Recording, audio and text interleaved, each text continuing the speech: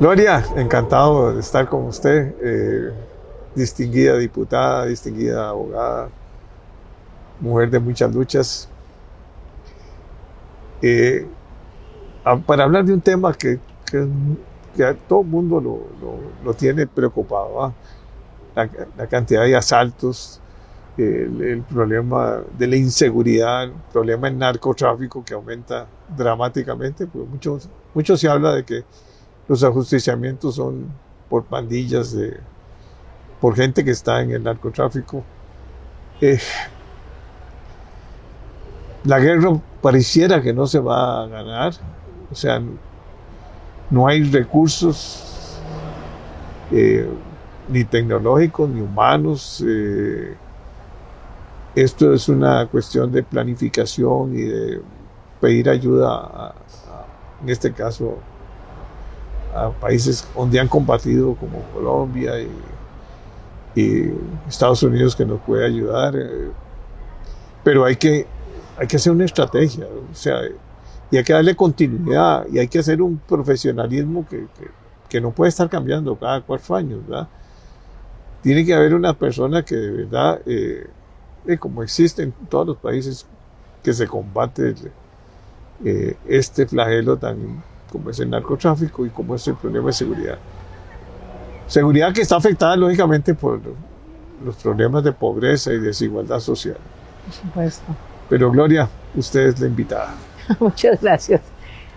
Es un problema muy serio, por supuesto, y no se necesitan diagnósticos, sino que es algo que estamos viviendo como sociedad. En realidad en el mundo y especialmente aquí en Costa Rica, con esos temas de limitaciones presupuestarias, de falta de preparación en muchas áreas. El modelo de 1949 se acabó. Nosotros tenemos que hacer una planificación ya, que debió haber comenzado antes, pero bueno, habrá que comenzar ya, hacia temas de plazo inmediato, de mediano plazo y de más largo plazo. Es decir, si no hacemos esa proyección, creo que vamos a estar cada vez más mal. Así que una de las cosas principales que tenemos que pensar y ejecutar es hacer un acuerdo nacional, en el sentido de que en Costa Rica tenemos gente muy preparada, gente muy conocedora en tecnología, en economía, en infraestructura, y tenemos que trabajar en una forma colectiva, llamando a especialistas, mucha gente que está pensionada, que son muy preparados también, que pueden ayudar en educación, en la enseñanza del idioma inglés. En fin, tiene que ser un proyecto país, y esa es la mentalidad que creo que estamos sembrando en la Asamblea Legislativa también. No necesariamente en estos tiempos pensar en cuál es el programa de un partido político determinado, sino que tenemos que pensar en proyectos país, pensar como costarricenses responsables y muy enterados de cuál es la situación, sin tanto bateo ni tanto discurso político. En el tema de seguridad, por supuesto, a las pruebas de lo que sucede todos los días en este país, nos atenemos. El ministro de Seguridad, que lo invitamos en la Comisión de Narcotráfico y Seguridad, comisión que estoy presidiendo, pero que hay buenos diputados integrando la comisión también, estamos muy conscientes de que tenemos que invitar, y en eso estamos, a especialistas, no para que nos vengan a hacer diagnósticos, los diagnósticos ya los tenemos, qué es lo que está pasando, es cuáles son las soluciones para ejecutar. E incluso antes de pensar en 50,000 leyes, de pasar por el plenario, las recomendaciones para los plazos inmediatos son sumamente importantes para colaborar con el Poder Ejecutivo en esas políticas públicas que tener cada uno de los ministerios y las instituciones, tanto del Estado como las instituciones autónomas. Entonces esto es un concepto de carácter general, y por eso creo que hay una voluntad colectiva en la Asamblea Legislativa de trabajar en forma conjunta. Y eso es agradable. Acabo de escuchar a don Diego ahora haciendo su disertación en la entrevista anterior, y Ellos son especialistas, él es especialista en infraestructura, entonces todo lo que él está hablando de esos temas es una persona orientada, una persona que conoce, y así hay muchos de todos los partidos políticos. Entonces, ese haber que tenemos, ese activo que tenemos en este momento, hay que utilizarlo inteligentemente para hacerlo eficaz. En el tema de seguridad específicamente, hace poquito invitamos a través del INADUNT un especialista en materia de prevención, y el doctor Waller. Lo primero que nos dijo es, si ustedes están utilizando una política que no funciona durante años, es porque no funciona, porque no sirve, hay que cambiarla. Sí, claro. Y generalmente siguen con lo mismo, pasan 4 años y no avanzan. Entonces, el planteamiento que él trae es enfocado en la prevención. Sí, claro, el sistema de justicia criminal implica prevención, el tema de investigación, ¿verdad? Denuncia, delitos, luego la posición del poder judicial en el juzgamiento, las sanciones y la ejecución de la pena. Pero el tema de la prevención es fundamental. En Costa Rica, quien tiene la carga de la prevención principalmente es el Ministerio de Justicia también, ¿verdad? En cuanto al tratamiento delincuente para que no se reincida. Y luego, por supuesto, el Ministerio de Seguridad Pública, que su policía es preventiva. Sin embargo, tenemos esos problemas presupuestarios. El señor Waller dice hay que cambiar todas las estrategias, y uno de los temas esenciales es el tema de la educación. Si nosotros con este apagón educativo, que ha sido de conocimiento público, informado por el estudio del Estado de la Nación, pues tuvimos una huelga de casi 3 meses en el 2018, luego se vino la pandemia, y los muchachos sin conectividad, la mayoría, sobre todo escuelas y colegios públicos, los que van para la universidad pública, gente que se paralizó en la educación, los padres de familia no estaban preparados para estar metidos en la casa también y ayudarle a sus hijos a estudiar. Los programas del ministerio no estaban con toda la tecnología que se necesita y los elementos digitales. Los mismos maestros no estaban listos. Aparentemente, según creo el Estado de la Nación, de 10 maestros, únicamente 4 o 5 eran los que estaban preparados. O sea, más del 50% no estaban listos para enviar temas y formas de estudiar a los estudiantes en sus casas. Es determinante porque la educación, la preparación y el empleo van a la par de la delincuencia. Generalmente, cuando los países avanzan en la educación, avanzan en la educación de valores también, no solo el tema académico, ¿verdad? El tema tecnológico, sino en valores. Entonces vas teniendo una sociedad más culta, una sociedad más inteligente, una sociedad más preparada y una sociedad más lista para tener trabajo y un trabajo remunerado racionalmente. Eso, por supuesto, disminuye la delincuencia. La mayor parte, salvo las mentes corruptas y las organizaciones del crimen organizado, cometen delitos, los robos, homicidios, muchachos que se meten con el sicariato, ¿verdad? El tema de los búnkers es un tema que preocupa mucho al Ministerio de Seguridad. Todo eso lo que tenemos que atacarlo es con medidas preventivas. Y para tener medidas preventivas tenemos que tener no solo educación, conectividad, mejoría en las condiciones de vida, sino que también la policía preventiva actúe, eduque al pueblo. Voy a dar un ejemplo con la muerte trágica de estos muchachos Bermelena y Calzada. Las municipalidades de San José tienen unas grandes inversiones en cuestiones digitales y en policías. Las municipalidades reciben bastante dinero a esos niveles. Y en el caso concreto de estos muchachos que andaban a cierta hora de la noche en el centro de San José, pues hay cámaras. Y las cámaras no solo de la municipalidad, sino las cámaras de los negocios. Si usted tiene esas cámaras conectadas, relacionadas, ¿verdad? Que se pueda, la información de aquí le pase a un centro de información de acá, precisamente se pudo haber detectado, por ejemplo, en el caso de este muchacho Calzada, que se tomaron, ¿verdad?, unas imágenes tremendas, el muchacho sale del lugar de ahí de la California, lo vienen siguiendo. Entonces todo eso se puede observar en las cámaras, pero tiene que haber gente muy preparada con un ojo clínico para discernir que esta persona que viene a tal hora, que te viene sola y que lo pueden atacar y vienen otras personas detrás, reaccionar y poner las alarmas para efectos de evitar. Esa muerte pudo haber sido la de ese muchacho Calzada con una eficiencia en detener la comisión del delito. Ya no es cuando ya se consuma, ya que quiénes son las personas culpables y que los tribunales de justicia, no, es evitar y para eso es prevención. Entonces, el tema de la prevención son temas básicamente, más que leyes, de políticas públicas. Y esas políticas públicas, por supuesto, de manera inteligente, necesitan de presupuestos.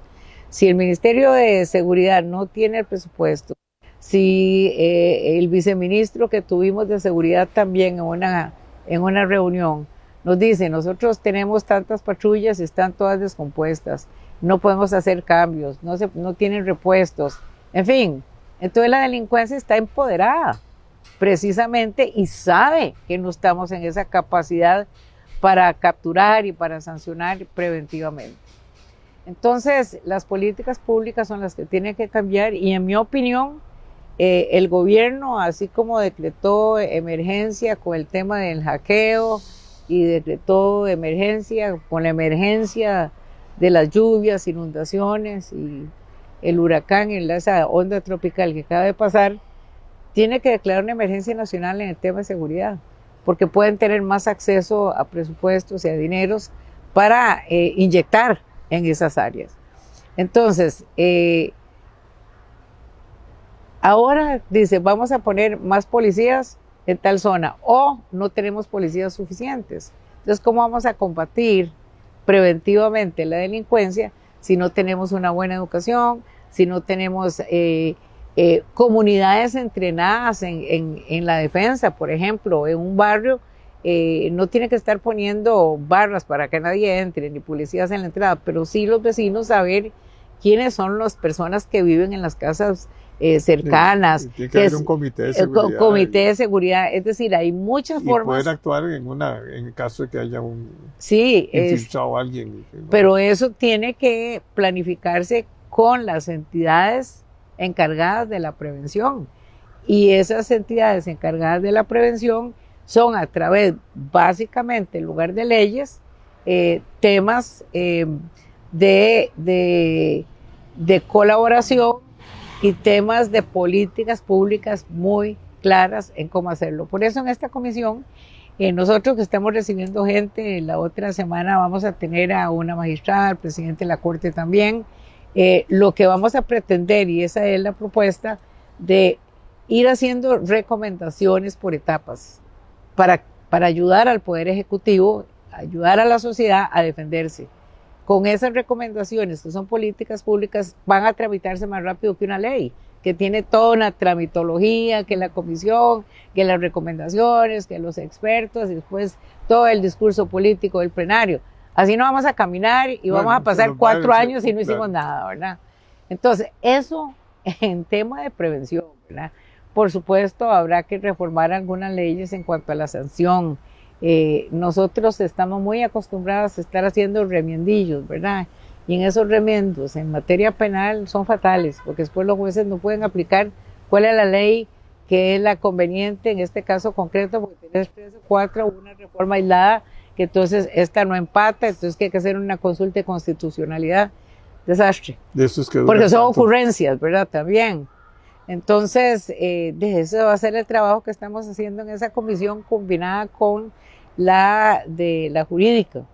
Pero, como ya le digo, Jorge, son temas en que hay bastante consenso en la Asamblea Legislativa, y ahora que nos toca a nosotros los otros meses, ¿verdad?, de proponer nosotros la legislación apropiada, pues vamos a tener que trabajar muy duro y presentar los proyectos también en forma aterrizada y muy razonados y bien hechos, bien revisados, para que pasen de una manera fluida. Entonces, yo tengo esperanza, soy una persona de pensamiento positivo, pero sí hay que convencer a la gente, porque la gente está muy desilusionada. Para agregarle el tema del estado de la justicia, Sí. es un informe de 278 páginas, creo. Yo voy por la página 55, todavía no he terminado de leer todos los detalles porque cada frase es importante. Pero mucho de esto se ha mal interpretado. Algunas de las cifras no están totalmente correctas. Por eso queremos tener a la magistrada Patricia Solano en la comisión y al presidente de la Corte para aclarar puntos en cuanto a la administración de justicia, porque la gente dice 50% de la población costarricense no tiene confianza en el sistema judicial. Y eso es gravísimo. Sí, un sí. 50% que han perdido la confianza en el sistema judicial. Cuando antes era el 80%. Si no creemos en la democracia, Sí. porque el Poder Judicial es la columna vertebral de claro. Costa Rica, ¿verdad? En el tema de democracia, en Bueno, el tema de problema es libertad. que se ha entrabado mucho la Corte. Tiene muchas funciones que deberían estar fuera. Por ejemplo, Bueno, el Poder Judicial, perdón. sí, el Poder Judicial. Yo soy de la opinión que la Sala Constitucional tiene que salir de la Corte. Tiene que trabajar como un tribunal constitucional a la altura que tiene que tener. Los magistrados constitucionales tienen que estar dedicados a eso y no a temas administrativos. Por otro lado, el tema administrativo, la Corte que lo defiende dice que es muy importante porque ellos, si son administradores, también imparten justicia, saben cuál es la necesidad de la justicia para manejarlo administrativamente, pero pierden tiempos eligiendo jueces, 22 magistrados, demasiado, sí, sí.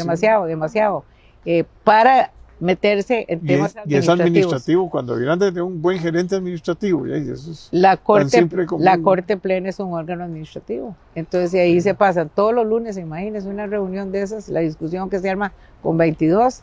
Y si hay algún titular que no está, pues llega el suplente. ¿Verdad? Suman esa cantidad de completo de quórum. Un día de 5 días de trabajo, ese es el 20%. Bueno, es como el caso en la Asamblea Legislativa. Yo soy del criterio en que tenemos que reducir las sesiones del plenario, porque el trabajo en comisiones donde verdaderamente se trabaja y son demasiadas horas. Nosotros entramos ahí a las 8:30 de la mañana, llegamos y de ahí no salimos hasta las 7, 8 de la noche. Y los fines de semana.